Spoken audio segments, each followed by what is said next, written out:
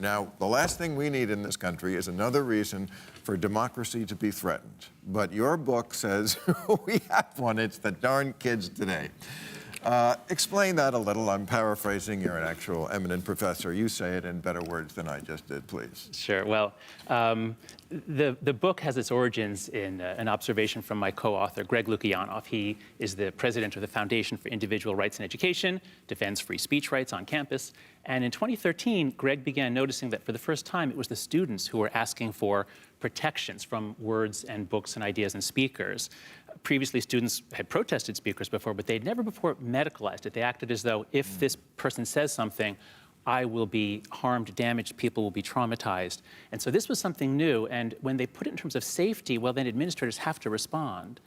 So this came in around 2013, 2014, and it brought with it a whole package of innovations, you might say, microaggression training, safe spaces, trigger warnings. All this stuff appears from out of nowhere around 2013, 2014. That's something I did not realize until I was reading your book. I thought it went back further because I've been talking about the fragile stuff for a long time, but I didn't realize that this is a new generation. The millennials stop at 1995. 1994, that's right. Okay, so now we're into the iGen, you call them, or Generation Z? Right, same thing, that's right. And they're even more fragile. Yeah.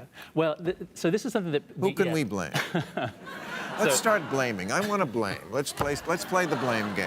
Okay. I say well, parents. Let's see. You go. Okay, we'll do all the parents and we'll do all the teachers. So yeah, the basic finding, which I think surprised a lot of us assumed that the millennials were from 1982 to around 2000 or 1998. But kids born around 1995 had a very different childhood from kids born a few years before. And so research by Jean Twenge and others show that kids born after 1985, they don't get driver's licenses as much. They don't drink as much. They don't go out on dates. They don't have sex as much. What are they doing? They're sitting at home on their devices, talking with each other. And this seems to be changing social development.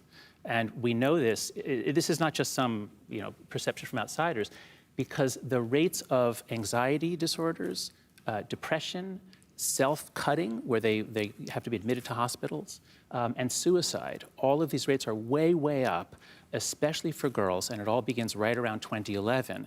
And so it's when this generation first enters college campuses, and 2013, that's when all this new attitude about speech comes in. Isn't another reason that they're sitting home instead of doing all those fun things is because the parents insist on watching them all the time? Exactly. I mean, I remember 20 years ago, we talked about helicopter parents, hovering over them. And now they call it bulldozer parenting. Yep. They clear out any obstacles in the way. Concierge parenting, I've heard. Right. Yeah. So that the kid doesn't have to ever face any difficulties. How can that kid function in the real world? That's right. So the most important psychological idea in the book is anti-fragility, that there are some things that are fragile, like a wine glass. If you knock it over, it breaks, nothing good happens. If something is plastic, you knock it over, it doesn't get damaged, but it doesn't get better. But there are some things that have to be stressed or challenged, like the immune system. If you protect your kid's immune system, use bacterial wipes, you're actually hurting the kid. You're preventing the system from getting the information it needs. Same thing with social life. If you protect your kids from being excluded, from being insulted, from being teased, when they grow up, it's like the princess and the pea, a little tiny thing that they encounter on campus now becomes intolerably painful. But it's not all over the country, really, is it? I mean, this is something, when they talk about elites, this is who we're talking about, I think, a little more than the heartland. Well, the kids who are, fuck you, mom. I call them the fuck you, mom generation. Now, I mean, New York, too. Yeah, I mean, calling mom a bitch, turning their back on when their mother's talking. If I did that, I would not be sitting here today. And also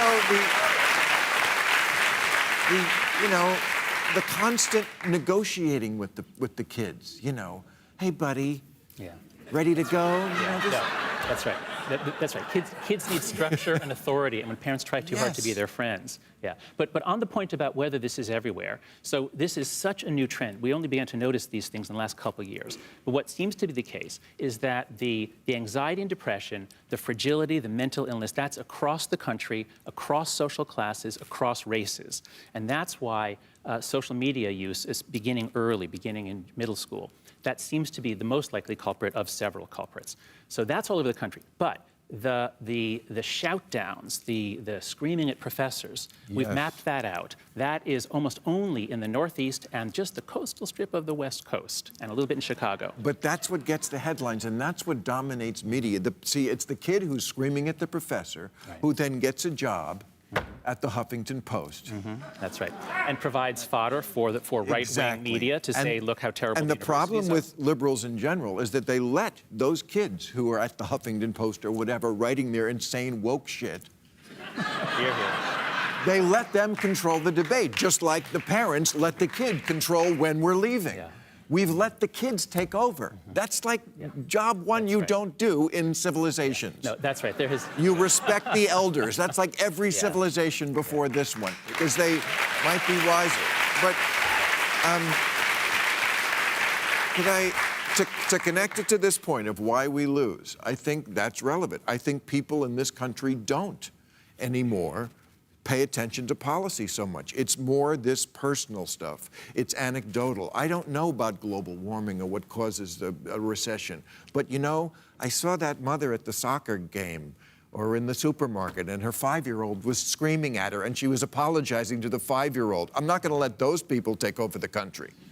And I think that's the level it works on. And to give Donald Trump his due, I think he understands that, because he's a guy who thinks that global warming is a Chinese hoax, but he knows how to attach derogatory nicknames to people, and that's a lot of his success in politics. Yes.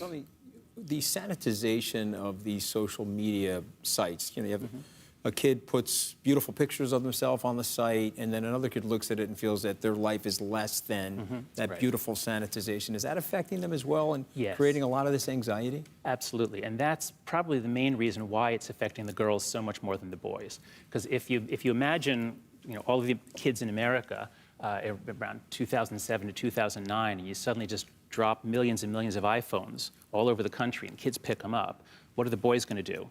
Oh, video games. And it turns out, actually, video games aren't that harmful, especially... And porn. Well... No, really. And that's not a joke. Yeah, motorboating. That is... Yeah. Oh, Doc. But wait, just to finish up here, so the boys are mostly doing video games, which aren't so bad. Even if they're running around imaginary worlds killing people, as my son does with his friends, it's really cooperative, there's teamwork, they're talking. But what the girls are doing... What the girls are doing is putting something out and then waiting anxiously while people comment on it. And so it's the social comparison, it's the fear of missing out. Also, girls' bullying is relational, boys' bullying is physical, so social media doesn't really affect it.